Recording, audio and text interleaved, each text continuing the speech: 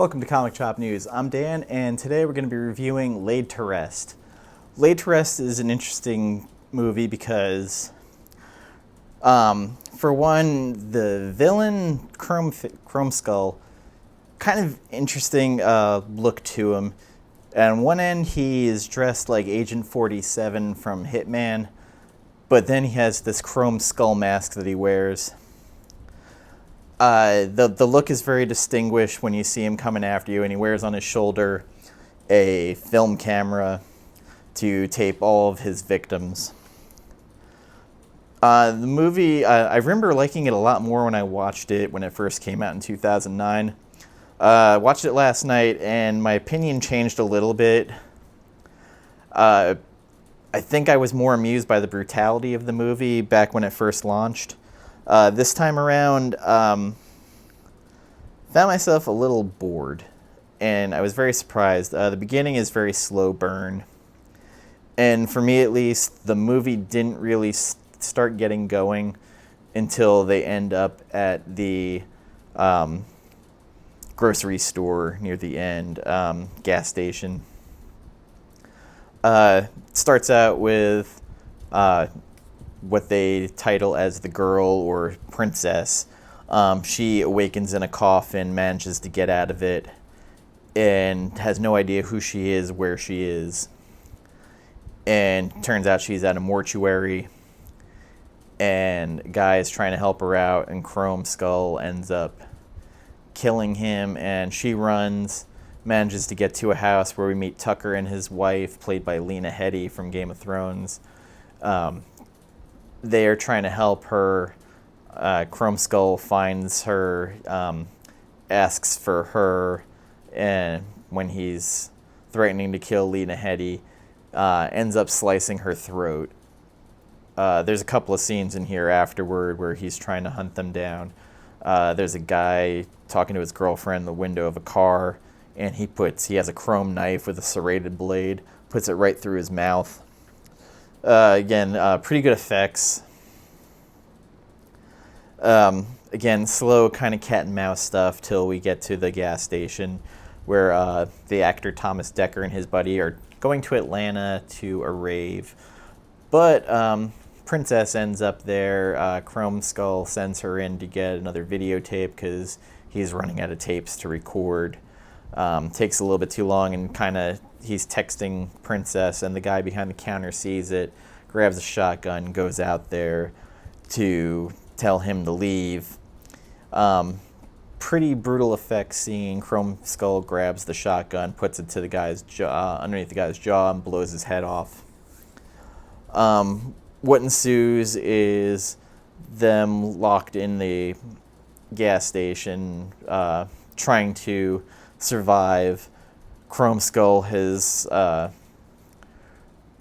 taken the serrated blade and cut one of the guys who are going to the rave in Atlanta's head off. His name is Anthony.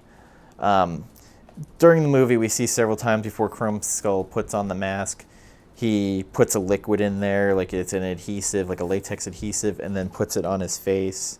Puts it in the mask and then puts it on his face. At a certain point, he leaves his case outside. They bring it in, and they substitute out his usual glue with this super glue. This leads to how the movie's going to end. Princess finally remembers who she is, what she was. Chromeskull shows her the video from Miami, and she is a hooker. He hired her and basically knocked her out and was taking her to kill her.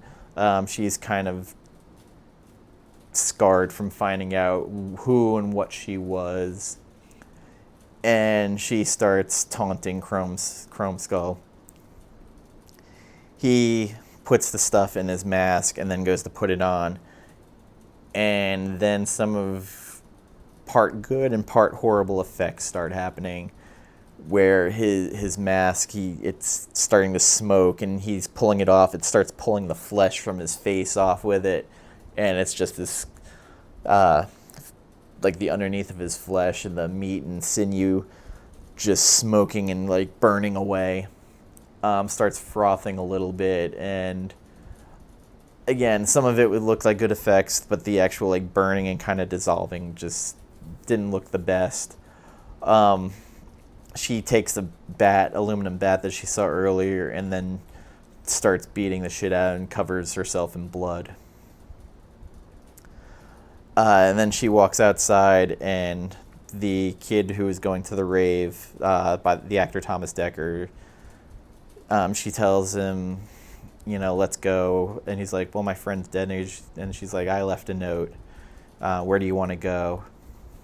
And he's like, well, Atlanta. And she's like, Atlanta seems nice. And they drive off. The cops finally arrive. Basically took all night for the cops to show up. A weird movie. It makes up for some of the boring parts in it with just over-the-top brutality. Chromeface is much like the Collector. He gets super pissed off real easy and goes a little bit over the top with some of the kills and how hard he goes after some of these people. There's definitely some pieces missing to this that could have made it better. I'm actually not sure why I felt like I loved this movie a lot more the first time I saw it. This time I felt I was a little disappointed. The pacing wasn't the best. Some of the acting was even worse. I'd say overall I'm probably giving this a 5 out of 10. It was just kind of average. Probably going to readdress Chromeskull later S2. I barely remember any of it. This is a stream on TV, or stream it if it's on, or if you got the Netflix disc service, just use that to rent it. Don't really seek it out. It's not worth buying, in my opinion. I'm not even sure if it's worth even paying to rent on Amazon Prime Instant or even iTunes. Very all over the place on this movie. It just lacked something. Unfortunately, it's kind of wasting a killer with actually an interesting look to him.